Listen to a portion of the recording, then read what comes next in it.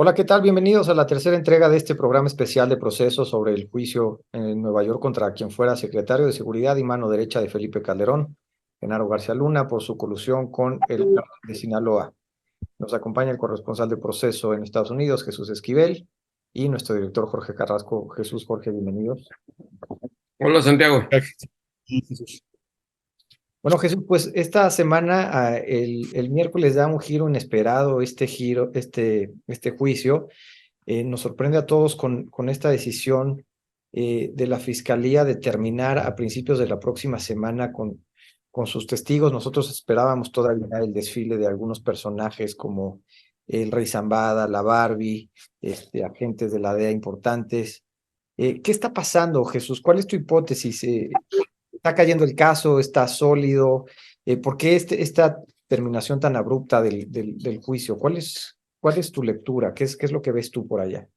Pues mira, yo creo que lo que está ocurriendo es que el juez Brian Cogan se ha dado cuenta que muchos de los testimonios de los testigos cooperantes, protegidos y agentes del Departamento de Justicia están repitiendo el mismo guión, explicarle al jurado qué es el cártel de Sinaloa, que de eso no se trata el juicio.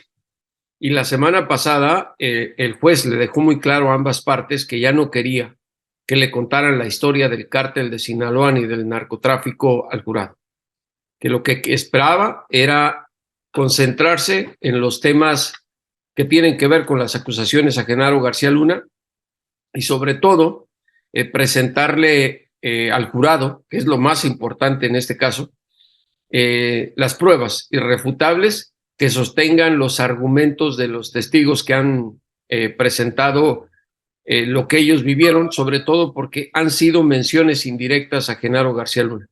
Y eso tenía muy molesto al juez.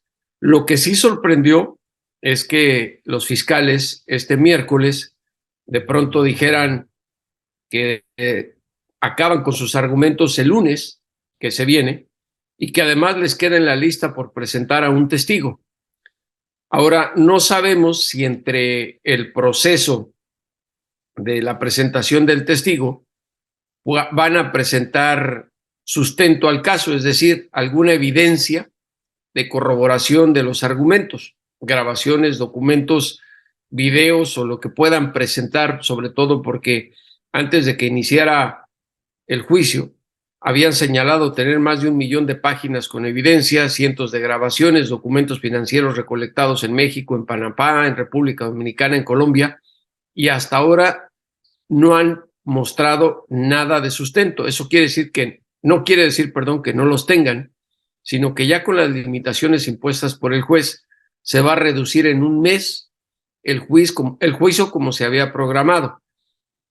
La otra sorpresa fue el anuncio de César de Castro, el abogado, de que García Luna podría testificar a su favor el próximo martes, lo cual, aunque señaló, es mínima la posibilidad, cambia la perspectiva. Por eso el juez, el miércoles, cuando se terminó 5 horas antes de lo pactado la audiencia, lo que dijo fue, aquí va a quedar así. Los fiscales tienen hasta el domingo para informarle a la defensa que se prepare con el interrogatorio el nombre de quién va a ser su testigo y a la defensa que le informe a los fiscales el lunes a más tardar si su defendido va a testificar o no. Si se presenta a testificar, el contrainterrogatorio duraría hasta el miércoles, con lo cual el jueves se acaba el juicio con la presentación de argumentos de ambas partes. Y a partir de ese jueves, los jurados tienen que deliberar sobre cuál va a ser su fallo en estas 4 imputaciones de colusión por narcotráfico y la de inmigración. Y ese es el plazo que ya les marcó el juez y eso es a lo que se tienen que acotar. Ahora, si no testifica García Luna, pues se acabaría la presentación de argumentos de la defensa y los fiscales, tal vez el miércoles, porque la defensa tiene la opción sobre la mesa de presentar algún testigo de su causa, que eso no sabemos si va a ocurrir o no. Se va a desarrollar todo conforme a lo pactado por el juez este lunes. Jesús, ¿le conviene a García Luna salir a hablar ante el jurado? Jurídicamente en Estados Unidos nadie le recomienda a su defendido presentarse a testificar por su causa, porque es una navaja de doble filo. Los fiscales en el contrainterrogatorio lo pueden hacer caer en algún error. Por eso De Castro dijo que es mínima, pero no podemos decir que no va a ocurrir, porque depende del propio García Luna. Es la decisión de él. Los abogados lo tienen que asesorar al respecto con todos los antecedentes o precedentes jurídicos que hay en las Cortes Federales en un caso criminal. Como están las cosas hasta ahorita, sin saber qué es lo que va a presentar la Fiscalía el lunes, pareciera que lleva ventaja García Luna. En primer lugar, porque no han presentado nada que corrobore lo que ha dicho el Grande, Beitia, el Conejo y toda la demás lista de testigos que se han presentado en la Corte. Dicho esto, también, así como están las cosas, observando al jurado, que me parece que por eso es importante que un medio de comunicación como Proceso esté dentro de la sala 8D donde ocurren los actos, para observar al jurado, porque eso es muy importante, las reacciones de las 7 mujeres y de los 5 hombres que van a decidir el final de este juicio. Se les ha notado aburridos en algún momento. El día que estaba declarando Edgar Beitia, el exfiscal de Nayarit, uno de ellos estaba durmiendo y se le cayeron las libretas que llevaba. El juez lo notó porque ha sido muy repetitivo el argumento de los fiscales y era claro, como observador nada más, que Beitia estaba muy bien entrenado por los fiscales y que además estaba hablando de manera indirecta y mintiendo en algunos casos, en alguna parte de la narrativa. La otra ventaja es esta, que si no hay unanimidad del jurado en los 5 delitos, Genaro García Luna sale libre. Inmediatamente se desecha el caso. Tiene que haber unanimidad en los 5 cargos. Por eso es muy importante, aunque se analiza delito 1, delito 2, delito 3, delito 4 y delito 5. Y en ese sentido, me parece que tal vez García Luna por eso tomó la decisión de hablar con su abogado y preguntarle si sería favorable para su causa hablar por sí mismo. Y eso es lo que pues puede ocurrir o no puede ocurrir. La pregunta, Jorge, como me la mencionabas, jurídicamente nadie lo recomienda en Estados Unidos. Bueno, habla un poco de la personalidad del personaje, ¿no? Jesús, que siempre fue tan proclive al protagonismo, al reflector, al gusto por los medios de comunicación. Recordamos sus montajes, los programas que mandaba hacer con Televisa. Bueno, ahora se sabe este pacto que había con el dueño del Universal, Lili Ortiz y demás, ¿no? Pero mira, déjame hacerte una consulta, Jesús. ¿Cómo interpretas tú la conferencia de prensa del presidente López Obrador en el que va el Pablo Gómez, el titular de la Unidad de Inteligencia Financiera, para presentar todos estos casos en los que México está abogando por la detención de García Luna?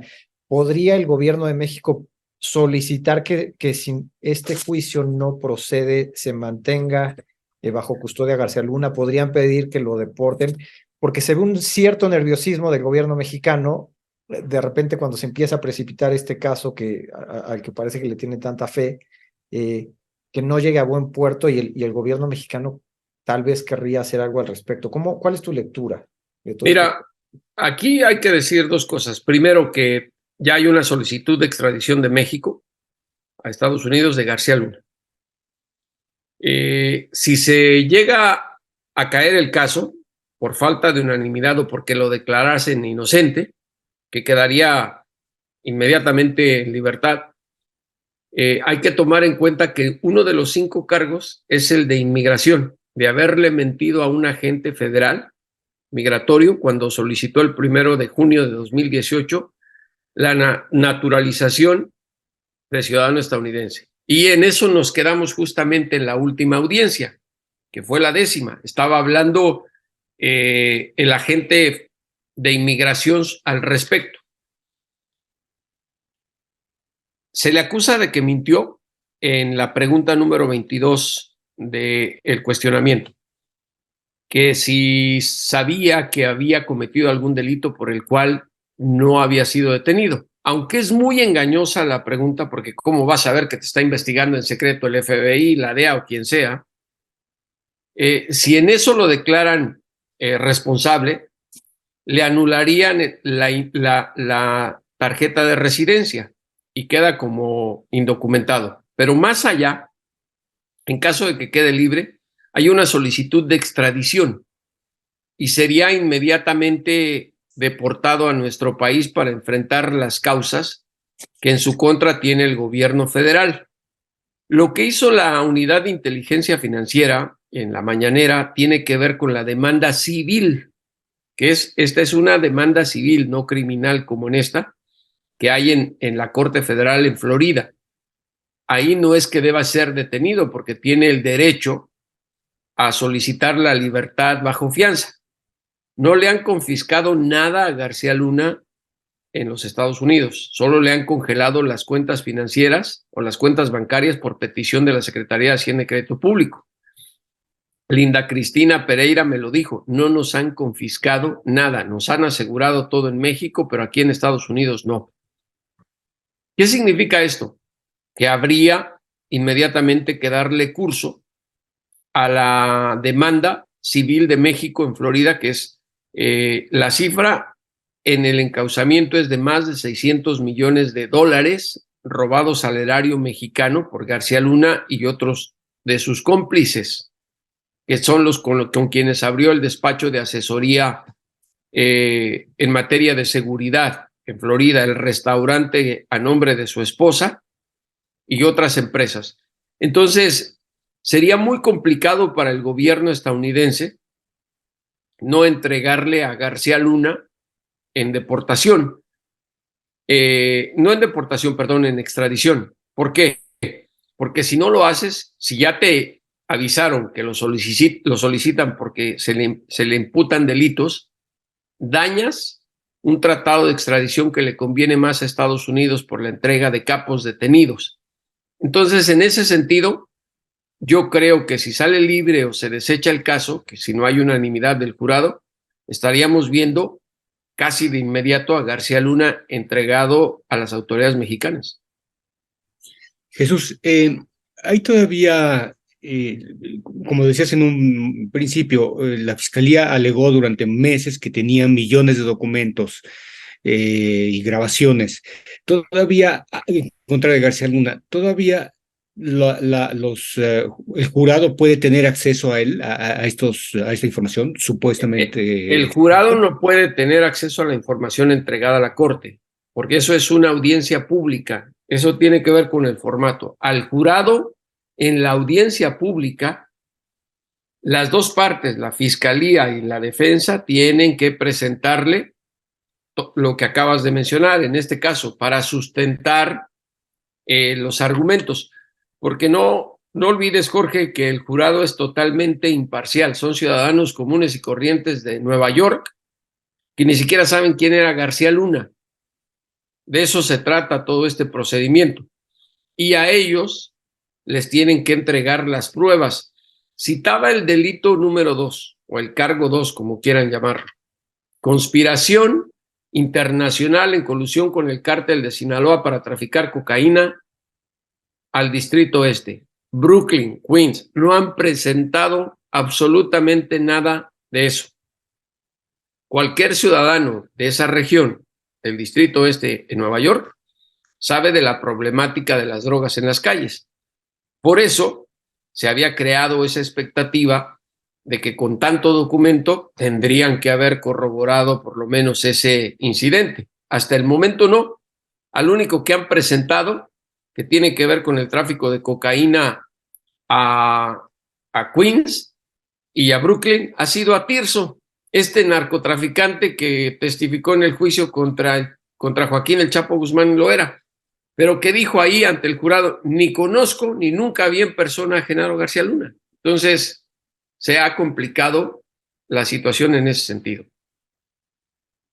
¿Cuál fue la historia de las 23 toneladas incautadas en Manzanillo del que se habló en la audiencia, Jesús? Que fue como un caso muy rimbombante, no sé qué tan bien presentado, pero ¿cuál es la historia esta de la que hablan de que García Luna habría ayudado con información de inteligencia de la DEA a Mira, Sinaloa? Santiago, ese incautamiento ya había sido muy publicitado en México. Se Ujú. entraron en más detalles durante el juicio contra Joaquín El Chapo Guzmán Loera.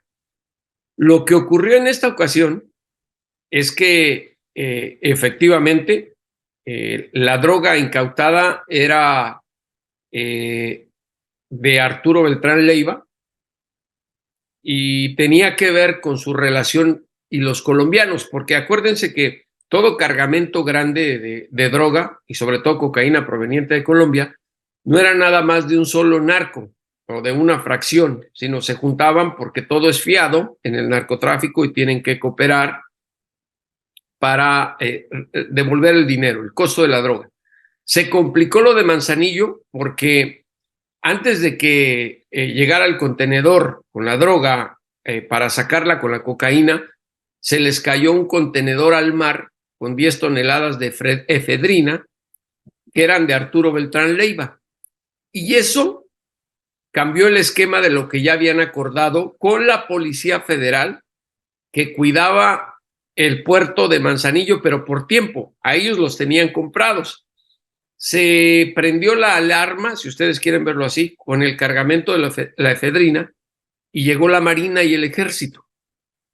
Y eso ya no pudo evitar que se descubriera la cocaína y que las autoridades la incautaran. Ahora bien, lo que se trató de presentar ahí, más que nada, fue esta doble cara de García Luna, que tenía que de alguna manera incautar la cocaína porque ya no podía ayudar a los Beltrán Leiva a tapar lo otro porque se encontró con 10 toneladas de efedrina que por accidente o como haya ocurrido se les fue al mar y cambió el plan. Lo que sí se dijo, y está muy claro, ahí están los testimonios de Eduardo Medina Mora, por ejemplo, destacar que ha sido el cargamento de droga más importante que se ha incautado en México hasta ese momento, en términos de cocaína. Pero, insisto, Santiago, no hubo un documento, no hubo un testimonio que de manera directa ligaran a Genaro García Luna con eso. El grande, por ejemplo, Sergio Villarreal Barragán, habló de que su jefe, Arturo Beltrán Leiva, el Barbas, hablaba por radio con Genaro García Luna y que lo grababa siempre, pero que él no tenía las grabaciones, no sabía dónde estaban. Y aquí entra una gran interrogante que pues hacía pensar que podrían haber tenido grabaciones los fiscales en la cooperación con México para este caso. En 2009, cuando cayó el Barbas en la casa de seguridad en Cuernavaca, quien entró fue la Marina, ¿correcto? No sabemos qué recogió en esa casa la Marina, qué encontró, qué se llevó, y eso generaba la expectativa o la posibilidad de que en el intercambio de información para este caso, tal vez ahí una grabación fuera a ser entregada. Lo que también les complicó a los narcos fue en el caso de Manzanillo, Santiago, que la Marina mexicana, aunque tardaron algunos días, el siguiente paso que dio fue quemar toda la droga decomisada delante de todos y la DEA se enteró, las autoridades de Estados Unidos se enteraron, se les complicó a los aliados de los Beltrán Leiva poder salvar ese cargamento de drogas, pero ahí, y que quede bien establecido, porque además los argumentos presentados en la corte coincidieron, se descubrió porque se les cayó el contenedor con las 10 toneladas de efedrina al mar. Jesús, ¿qué tendría que pasar el próximo lunes, en la audiencia del próximo lunes, para convencer al jurado de la responsabilidad supuesta de García Luna? Pues una prueba irrefutable de lo que lo están acusando. de los 4 delitos de conspiración internacional para traficar cocaína con el cártel de Sinaloa. Y aquí es por eso que es muy complicado vaticinar qué va a ocurrir el lunes. No sabemos, se puede sacar alguna prueba a la fiscalía, a lo mejor la guardó para el último momento y dijo, con todas las limitaciones del juez, vamos a recortar 4 semanas lo que habíamos pactado que sería de juicio. Siempre, y por eso son importantes los precedentes judiciales y recordar lo que ocurre en otros casos. Durante el juicio contra el Chapo, pues ya llevaban más de 2 meses con el mismo argumento explicando quién era el cártel de Sinaloa, que si el Chapo era conocido, que este fulano de tal trasegaba drogas por esta ruta, que este era dueño de plaza, que era un asesino. Y nos fueron explicando los sistemas de comunicación, cómo se grababan los Nextel, cómo se grababan los Blackberries, cómo se pueden codificar los mensajes de texto, en fin. Y quienes estábamos cubriendo eso decíamos, ¿esto para qué? ¿Qué tiene que ver la tecnología? ¿Por qué nos traen un especialista en identificar voces grabadas a través de teléfonos? ¿Para qué nos cuentan cómo funciona una red de comunicación clandestina? No habían presentado nada, pero esos fiscales lo que fueron tejiendo fue una estrategia diferente. Nos guardaron para el final, una vez que ya habían sentado las bases, aunque aburriendo al jurado, de lo que significaba traer un especialista para reconocer voces, para identificar comunicaciones, para interceptación de lo que tú quieras. ¿Y qué ocurrió? Llevan a Cristian Rodríguez, el técnico colombiano, que graba al Chapo a través de servidores desde Holanda y Canadá hasta las montañas de Sinaloa, y la gran sorpresa, las grabaciones con la voz de Joaquín el Chapo Guzmán Loera, poniéndose de acuerdo para enviar heroína y cocaína a los Estados Unidos. Y ahí se acabó el corrido de Joaquín el Chapo Guzmán Loera. Esa era la prueba irrefutable que tenían los fiscales en contra del Chapo. El resto ya sabemos, es la historia. La sentencia, cadena perpetua y 30 años de cárcel. Eso es lo que necesita la fiscalía, una prueba irrefutable en contra de García Luna. Jesús, durante el proceso del juicio y el previo y aún ahora, ¿has sentido o has tenido noticia de alguna preocupación de que las autoridades norteamericanas salgan salpicadas?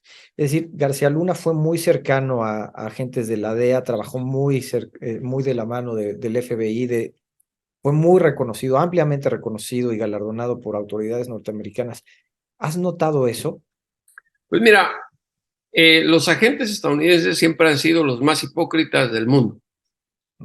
Y te lo digo por experiencia, porque a muchos me los he encontrado en México, a otros en Estados Unidos. Un par de estos se ha presentado a las audiencias. Me miran como si fuera yo marciano, no porque quiero que me saluden, pero me voltean a ver como si nunca me hubieran visto. Ahora bien, sé que están obligados a no poder decir absolutamente nada y lo que tú quieras. Pero aquí lo que ocurre es muy simple, Santiago. Si se les cae el caso, adiós a la credibilidad de la DEA en el combate a las drogas, después de todo lo que dijeron, porque aquí mostrarían, además de su hipocresía, una guía de mentiras. Colaboraron con él 12 años de manera cercana, desde que estaba al frente de la AFI con Vicente Fox hasta que fue secretario de Seguridad Pública con Calderón. Se han escudado diciendo no podíamos hacer nada porque es prerrogativa de los presidentes de México imponer a quien quieran y estamos obligados a trabajar con ellos. Como nos lo dijo Roberta Jacobson en la entrevista con Proceso. Nosotros no podíamos hacer nada, escuchábamos, pero... Y además, en Proceso, en algún momento Tony Plácido, el jefe de operaciones de inteligencia de la DEA en 2009, nos lo había advertido. Se les cae el caso, creo que por lo menos para el caso de México, la DEA se quedaría sin autoridad moral para volver a señalar a nuestro país y lo mismo el Departamento de Justicia. ¿Qué podría ocurrir? Genaro García Luna, chivo expiatorio de un fracaso de Estados Unidos o de una falta de tacto, o de inexperiencia de los fiscales que son muy jóvenes en este caso, o que no supieron armar una trama judicial correctamente que se vieron acotados por el juez y sus tiempos se limitaron. Por eso, creo que de las audiencias que van 10, la 11ª, la de este lunes, 13 de febrero, va a ser la más importante. Sería la última oportunidad del Departamento de Justicia para decir, tenemos credibilidad y nuestros agentes también, pero estábamos jugando al misterio con ustedes. Es una audiencia pública y nos guardamos lo más importante para el final. De lo contrario, creo que el titular debe ser el fracaso de Estados Unidos y una DEA mentirosa en el combate a las drogas. Sí, sorprende, Jesús, que el Departamento de Justicia se haya embarcado en un juicio de tanta resonancia como este.